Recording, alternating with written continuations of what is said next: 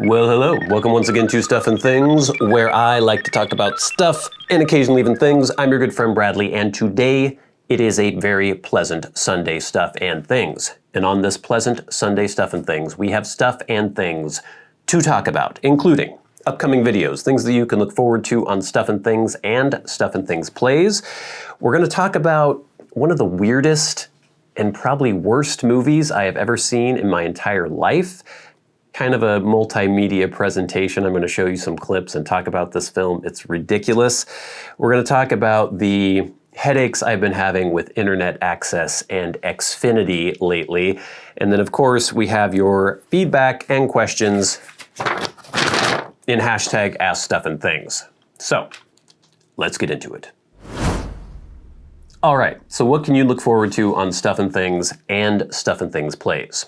Well, I just recorded an episode in the Pure Pipe Varietals series, this time on Cyprian Latakia. Last time we did Pure Perique. That was a doozy. This one, I love Latakia. I've got an eyebrow in my eye right now, I think. Maybe a lash of some sort. There we go. I love Latakia, so this was not as... I wouldn't say that the Pure Perique episode was a crazy hardship, but it's definitely something that you don't want to do every day, just having a pipe full of Pure Perique. Latakia, not quite as crazy. This is a couple years old too, so it might have mellowed a little bit, but it's definitely a bold, very full-flavored kind of thing. But super, super instructive and educational, really fun. I want to do more of these because I think it's really useful and it's really fun to just... There's so many blends that we have, and we're sitting there scratching our heads like, oh, I think I taste this, I think I taste this. When you just have the pure component and you use that only, you can definitely taste the flavor of that particular component, and you can really get a good idea of the flavor profile of that component. Latakia is very distinctive, very bold, and so being able to taste that all by itself is really useful, I think. And so that video will be posting this Wednesday. We, of course, have the Elden Ring series continuing every Monday, Wednesday, and Friday on Stuff and Things Plays. So please check that out if you haven't already. It's good stuff. Good stuff coming up. We're going to do some more Pure Pipe Varietals at some point, maybe some more I'm Not Gonna Like This. We have some stuff with music, with cameras, with all sorts of good stuff. So please stay tuned. So last week, my fiance and I watched a film on the Criterion Channel, of all places, that is, I think, maybe the worst movie I've ever seen. And there's kind of a caveat here, because when you say worst movie, you know, you could talk about some horrible independent film where people had no budget and they didn't know what they were doing and it was just awful, really incompetently made. That could be the worst movie. But when I'm saying worst movie, I mean a film that was actually made by award-winning professionals by a major Hollywood studio with wide release and an actual budget, but it is just so misguided and strange and weird. The film is called Matilda, and it's not the Matilda from the 90s that was based on the Roald Dahl book. It is Matilda from 1978, about a kangaroo that boxes. America's first kangaroo hero, and look who's in his corner. Elliot Gould, Roy Clark, Harry Gardino, Clive Robel, Karen Carlson, and Robert Mitchum as Parkers. You'll love Matilda. Even has Debbie and Pat Boone singing out. Matilda, what a knockout. Rated G.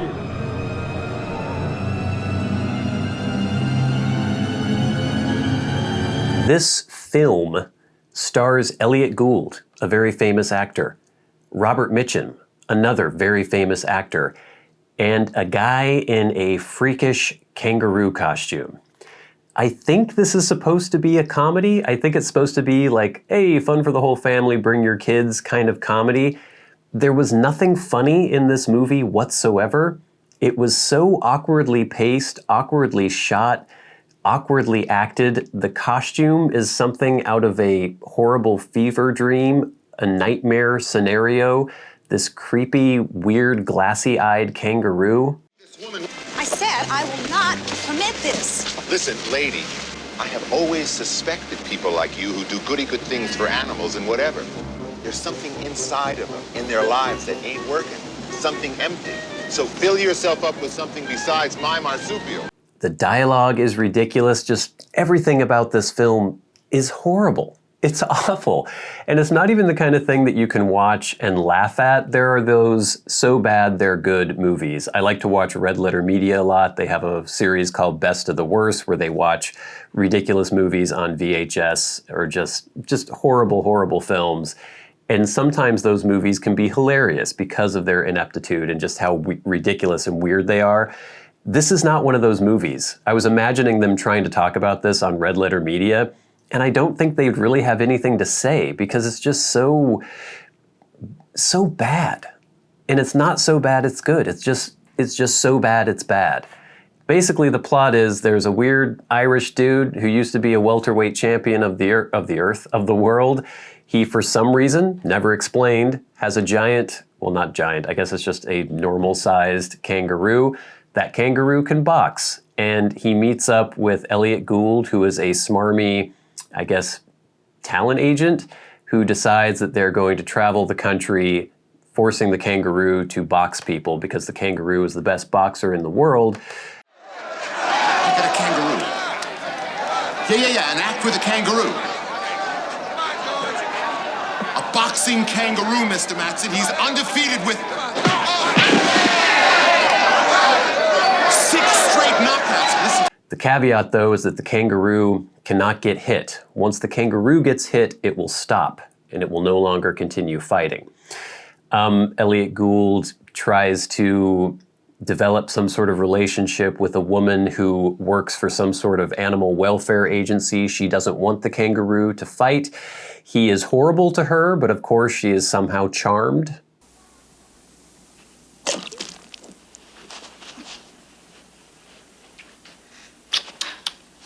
It's not great, but it's friendly.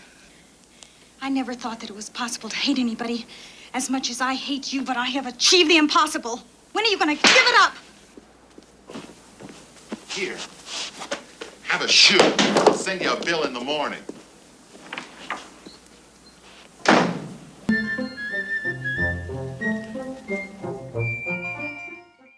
Throughout the course of the movie, as Elliot Gould tries to exploit this Irishman and his kangaroo, he eventually learns to love the kangaroo and thinks that the kangaroo is fantastic. He actually has a heart-to-heart conversation with the kangaroo in a barn as it's waiting for the championship fight that will be taking place the next day.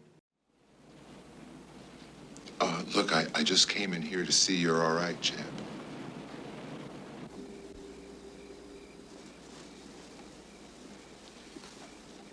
You funny beast. Matilda. Matilda, where are you coming from, Matilda? Who made you? And why? Why? Why should you, the most funny-looking, put-together animal in the world, have this great talent? No matter how we make out, you and Billy are winners. And for the first time in my life, you made me a winner, too. Thanks. And by the end, various things just kind of happen, none of which really make any sense. And you can see everyone lives happily ever after. Elliot Gould, of course, marries the woman to whom he has been horrible the entire film. They have 4 children somehow without any time seeming to have passed or them aging in any way. And then they show the son of Matilda the kangaroo, who is actually a wallaby, who are they're now training to be a fighter as well. And over it all, there is a ridiculous Pat and Debbie Boone song. It is a horrible, horrible movie. I wish I could recommend you go watch it because it is on Criterion Channel and it is such a weird oddity. Just the fact that this movie got made starring some really, really major actors. The director was one, I can't remember the films he had done, but he had been, I think he had won awards and he was like an award-winning Broadway director as well. It's just so weird and so bad. I actually have been asking people who are old enough to have been around in 1978 and, cognizant of movies coming out if they remembered this film, because it seemed like it had kind of just gotten memory hold, like nobody knows this movie exists. And I asked my dad, I was like, do you know about this movie from 1978 called Matilda? And he went, oh, about the boxing kangaroo? And I was like, yes, that is the one. He's like, yeah, I remember that. Yeah, that was weird. I don't know that he particularly liked it, but he did remember it. So it was something that people knew about, I guess, at the time. I think my mom remembered it. There are a couple other people I asked who did not have any memory of this movie, but it is so weird. It is so bad, so bizarre, and it's really something. All right, I'm trying to find something on my phone here. This next topic, it's nothing new to say that major cable companies or internet providers suck. Xfinity, of course, sucks. I hate the fact that I have to use them, but they're pretty much the only game in town. Lately, I've been having issues with my internet where pretty much on a daily basis, internet will go out for hours at a time, and it makes it very difficult to run 2 YouTube channels when you cannot get on the internet. So it's been pretty annoying. I thought maybe it had something to do with my modem. I bought my own modem. I refused to rent or lease a modem from Comcast because they charge you, I think, an extra $25 a month. And then they also do this thing where it's a modem and router. And if you have that in your home, connected to, I keep saying Comcast, it's Xfinity now, connected to Xfinity Internet, anyone else who's an Xfinity customer in the area can leech off your signal.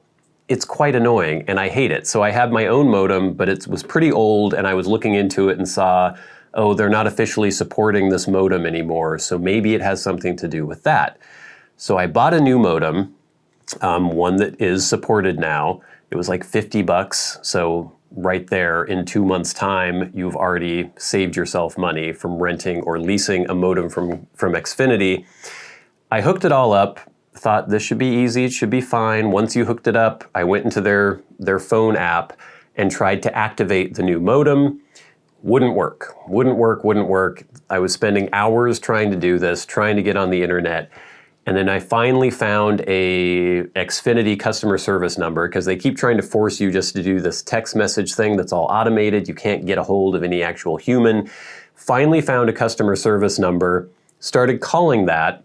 And again, you just have a robotic recording, somebody telling you or a computer telling you, okay, we can't get in touch with your modem. Would you like us to restart it now? And I kept saying, I would just like to speak to a customer service representative.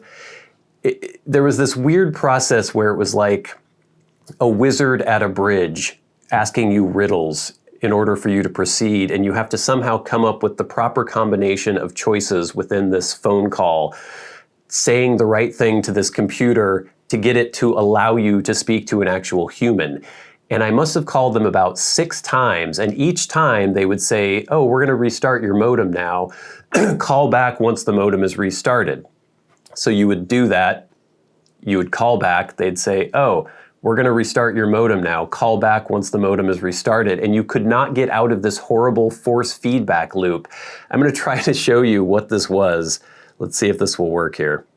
Hi, thank you for calling Xfinity. This call may be monitored or recorded. I have the numbers of your street address as. Was that the right address? Please say yes or no. Yes. Okay, give me a few seconds to review your account. I see you have a modem restart in progress. Is that what you're calling about? I would like to speak to a customer service representative. Sorry, I didn't get that. Are you still having a problem after your restart? Please say yes or press 1, no or press 2. Yes. Give me a few seconds to run a modem health check. Based off the health check I just ran and the errors on your modem, the first troubleshooting step is to perform a restart. The restart will take less than 10 minutes and will help the agent move faster through the troubleshooting. Are you ready for me to begin the restart? No. Performing a modem restart can save you time by doing the agent's troubleshooting in a single step. Once the restart is complete, we can follow up with you to ensure the issue is resolved. If the restart doesn't work, we'll pass this information to the agent so you won't have to repeat It already didn't work. Do you want to restart your modem now? No, I would like to speak to an agent. Since you still have a restart in progress, an agent won't be able to help you until the restart is complete in about You've already 1 done a minute. restart. Call back then if you're still having issues. Thank you for calling. So this went on over and over and over, where they kept saying, we can't communicate with your modem. You need to restart it. Call back once it's restarted. You call back. We can't communicate with your modem. A restart is required. Call back once it's restarted.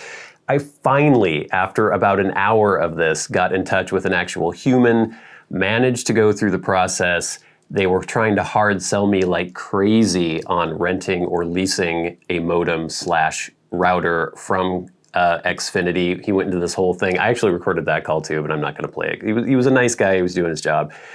But he was going through this whole thing of like, you know, I like to ride bicycles. And every year I would ride my bicycle and I would find that I was spending over $400 a year on mechanics bills for my bicycle. But now Uber, I can't remember if it was Uber or Google, has a system where you can rent or lease bicycles. You can just pick them up downtown or wherever you are and you can ride them. And then when you're done with them, you just leave them there and you don't have to pay bills for mechanics. I'm like, okay, I've spent 4 hours trying to get my modem to work. Please just let me get off the phone with you now. I don't want to lease the modem for $25 a month. I just paid $50 for a brand new one. You say it's supported, it should work. Let's just get through this. So, obviously, this is nothing new. It's a cliche by this point that cable internet providers are horrible, but my God, has that been annoying. And my internet is still intermittent. It still goes out pretty much every single day for hours at a time. And God, I wish there were some other options out there. All right, gang, but now it is time for hashtag #AskStuffandThings, and that is where you can ask me questions and I will answer you. You can tweet at SAT Bradley with the hashtag #AskStuffandThings. You can send me questions via Patreon, go to the front of the line, or you can leave comments on my YouTube videos. I go through every single comment. I read every single one. Don't respond to every single one because I don't have the time, but I do try to pick out good questions and feedback from there. So first, via Patreon, we have a question from Raymond Dessalets, or Dessalets, not totally sure, Raymond. They say, "Hi Bradley, may I have your opinion on cellaring? For something to do during the pandemic, I sought and obtained many tins of highly rated blends from around the world, some of which will be left to age for 5 to 10 years. Should I transfer the contents from the original vacuumed and or unvacuumed packed tins to airtight mason jars and give them a bit of air now and again? Or should I just leave them in their original tins, whether they are vacuum packaged or not? Thanks, Raymond." Thank you, Raymond, for being a supporter and for the question. If you have a sealed tin and an actual tin, like a metal tin, leave it alone. Just make sure it's in an area where it's not going to be exposed to moisture, a fairly constant temperature. As long as it's not rusting, it's perfectly fine to leave it in there for as long as you want. If you have the more Cornell and Diehl style, that is a cylinder, a paper cylinder, it's still sealed on top. There's like a metal pull tab on top with a plastic lid on top of that. Leave that in there. You don't need to touch it. If you have something in a bag, even if it's like a foil bag, you should take it out of there and put it in a mason jar. And that's pretty much it. You'll be golden. Next, via YouTube, this is Grooven Piper. Grooven says, "Have you ever owned a cold steel knife? If so, I'd love to hear your thoughts. I've had and have had," I can't read this for some reason. "I've had and have quite a few and really like them for their robustness. Love all the vids, including the SATP vids, and I'm not much of a gamer. Thanks. Thank you for the excellent content, my friend. You should come to Vegas for International Pipe Show. I'd like to shake your hand and tell you thanks in person." That'd be cool. I'd like to do that sometime. I've never owned a cold steel knife. I know they make like swords and things too, but I've heard good things about some of their folding knives being super, super robust. So yeah, maybe in the future I'll get one of those. This is from Megan, our Japan correspondent. She says, "All caught up. Can we talk about the elephant in the room? In consideration of the demonetization on YouTube, it comes as no surprise that we've had to come up with euphemisms to get around the filters. So she means me saying tease or essing tease. When hearing you struggle to articulate your thoughts today, I don't know. It sounded really absurd. It's not your fault at all, and I get it because of the rules catering to the corporations. I could hear your eyes rolling as you were talking, but it's just, wow. We can't speak directly about these types of taboo topics anymore, and it sounds ridiculous. Are you able to clarify the ramifications if you do slip up and say a banned word on video? What if you're streaming? Have the rules become so strict that you can get a strike to your channel? Not sure how it works as the rules seem to be constantly changing. Thanks. Thank you, Megan. You know, a lot of the euphemism thing is just me having fun. It is true that if I say the T word in a video, that could lead to demonetization. It has happened in the past. I used to say it in Sunday videos, and then those would get demonetized, so I have stopped saying it. I'm also poking a little fun at it by saying T and essing. I'm sure we might be able to get away with some of these things some of the time, but I think it's kind of funny because the whole situation is absurd. When I have a video that I have, if there's a video like this, the video that we had on Cyprian Latakia that we'll be posting this Wednesday, I don't even bother trying to monetize those videos, so I say those words in those videos, and it's fine because it's not going to be monetized anyway. As far as a video being banned or strict, or my channel being struck because of those words, I don't think that would happen. But yeah, it is a ridiculous situation. It's mostly about monetization. On the Sunday videos, I try to keep them, you know, free of anything that could make them be demonetized, and so I use those euphemisms, but I also think it's kind of funny to use those euphemisms. Next, we have some feedback on the Sunday Stuff and Things. This is from CSparkSB56. Long-time subscriber, rare commenter. I just wanted to share a recent experience I found myself laughing at. One of my younger siblings purchased a Stuff and Things t-shirt for me a few years back. Thank you. I chose to wear it while running some errands this past week, which included a trip to the grocery store. Although I did not have a lot of groceries, I chose to forego the self-checkout area. I always go to the self-checkout area. So I found myself in the lane of an elderly woman who was quite short, with jet black hair and a perm, and whose uniform was adorned with some flair. Also, she required a walker which rested beside her. At first glance, she appeared sweet. However, once she opened her mouth, I could detect an accent that was typical of someone from New York or New Jersey. Uh-oh. She asked me for my bonus card, so as I was retrieving this from my wallet, she began reading my shirt. In a slow but curious tone, she read aloud, "I like stuffin' things." And immediately after she finished, there was a verbal scoff. Huh! I was taken aback, but I replied in a caring but joking tone, "Don't you?" She chose to not utter another word to me. She just stonewalled me, I thought. Yet I can imagine her home adorned with many knickknacks. Needless to say, her judgment was palpable, and I will not be returning to her checkout line. Who doesn't like stuff and things? Perhaps you will find this funny as you have shared some of your own grocery store escapades before. Thank you for the content, and I am especially enjoying Kevin's current journey. Thank you, C-Spark. Yeah, who doesn't like stuff and things? Ridiculous. Next, from Arctic Fox Drive. Man, thanks for making this. Really cool and helpful to see some of what goes into your process. So that was me describing what I do every week to make the videos for the channel. For us, it just feels like you pull up a chair and spend a few minutes chatting, but I know there's much more. Been watching for a few years now. Thanks for everything you do. Yeah, and I don't want people to think that I was like, you know, trying to solicit sympathy for myself. I do this because I do enjoy doing this, but it does take time. And yes, I did pull up a chair and I did turn on a camera, but it also involves, I spent a bunch of time, I'm still spending a lot of time trying to get the picture exactly how I want it. So I experiment with the lighting and all sorts of stuff. And even though maybe the results don't look as though it would take a long time, it at least takes me a long time. Maybe that says something about my skill level. From Thomas Webb, interesting video, hypothesis. There is so much more content on YouTube now that it's harder to stand out and get a ton of views. We appreciate all the time and effort you put into it. Thanks for all you do. Yeah, I think that's partially part of it. I think that is part of it. I do think there's also just something, if you look at the stat called, what is it called? Click-through rate, CTR. You can see the percentage of people who click on your video when that video is put in front of them. My click-through rate on most of my videos is actually quite high. It's like over 8 or 9%, which is quite high for YouTube. But you can see videos that do not get a lot of views, they just don't put them in front of people, even though they have a very high click-through rate. So if they did show them to more people, especially people who subscribe to my channel, more people would click on them.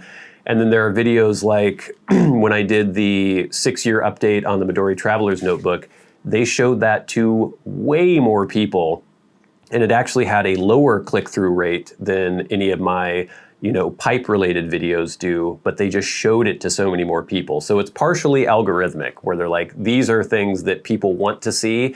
Whether or not they actually click on them, they're more likely to show them to people. So if I wanted to, I could go through my analytics, I could find all the videos that they are pushing, and I could just make videos on those things. But I don't do that. I do videos on things that I want to make videos on. And for the most part, you guys want to watch them, they just don't always decide to show them to you.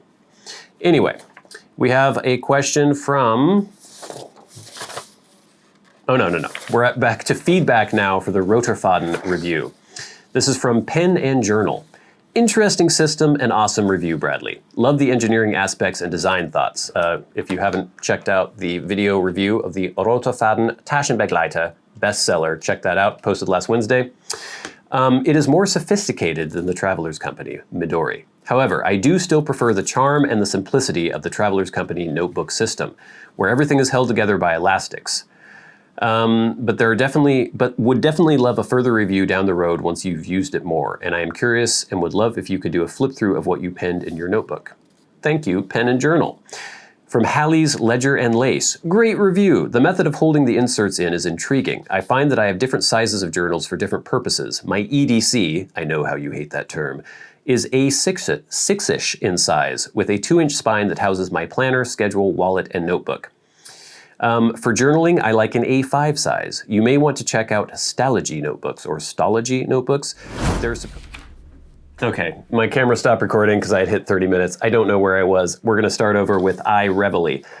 Nice review after proper usage. The option to use any A5 insert within reason is nice. I do think that this is more of a rival for Hobonichi Techo Cousin than a Midori. A thought that sprung to mind when you showed the Hobonichi pencil board. Midori being all about travel and designed for that purpose. This seems more of a home system or for occasional travel. And that's a good point, because I definitely use this more as a home journal, or I use it for work. And the Midori being smaller is maybe more suited for travel, but I don't typically travel a lot, so yeah, it's a good point. And then finally, from Central Scrutinizer, I've had MDoftheNorth for almost 6 years and the elastic has yet to give out. So that's good to hear, because I am worried about this elastic losing its elasticity and it being a little bit more difficult to replace than the front elastic on a Midori. So thank you for all the feedback and the questions. Please keep them coming in. But now it is time for the very best part of the show, and I have to give a big mea culpa during this section as well. And that is where we thank our Patreon supporters. If you would like to support the channels on Patreon, there is a link in the description box below, and it is much appreciated. I've actually added some new goals on Patreon. So I have one goal which would allow me to purchase a new tripod with a fluid video head. So it would be easier for me to make, video content. The tripod that I have right now is rather crappy, and tripods are ridiculously expensive for some reason. And then also a macro lens for the camera, which would be really cool for some close-up shots and like product shots and things like that. So we're, I think, 44% to that goal. So we're trying to get there, and then I have another goal for me being able to do this for a living. We are 4% to that goal, so keep it coming there, gang, but it's super appreciated. You could also hit that super thanks button down below this video if you wish to donate directly, but every week we like to shout out the people who support the channels at $25 or more on Patreon. People like Kirk Crompton, Private Eye, Glenn, Just Glenn, Jason Buckner, Gloria Phillips, MDoftheNorth, Mr. Luxurious David Gaudreau, Nick Papageorgio from Arizona, John Tice, and I am so sorry, my voice is even breaking, Ryan McFadin. I accidentally haven't been shouting out Ryan McFadin.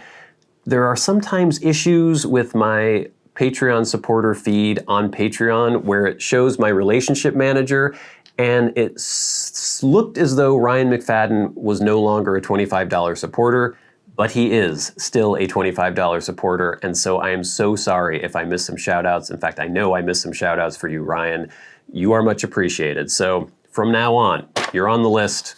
Shout out to Ryan McFadin. And of course, the Maniacs, the crazy people who support the channels at $100 a month. People like our good friend and award-winning author Peter Straub, stolid, dependable Bob Magee, and rising from the ashes, Ashes of the Phoenix. Thank you all so much for your support. Thank you all so much for watching. Subscribe if you haven't already. I know a lot of you who are watching this right now have not subscribed. Thank you for leaving comments and questions and feedback. And of course, thank you for watching all the videos. Please, not this, check out this video. The Cyprian Latakia Pure Pipe Varietal video coming up this Wednesday. The Stuff and Things Plays series on Elden Ring every Monday, Wednesday, and Friday on Stuff and Things Plays. And until next time, until we meet again, I've been your good friend Bradley. You've been the audience. This has been Stuff and Things. I'll see you later. Man, my voice is giving out on me. I've been talking too much. You funny beast.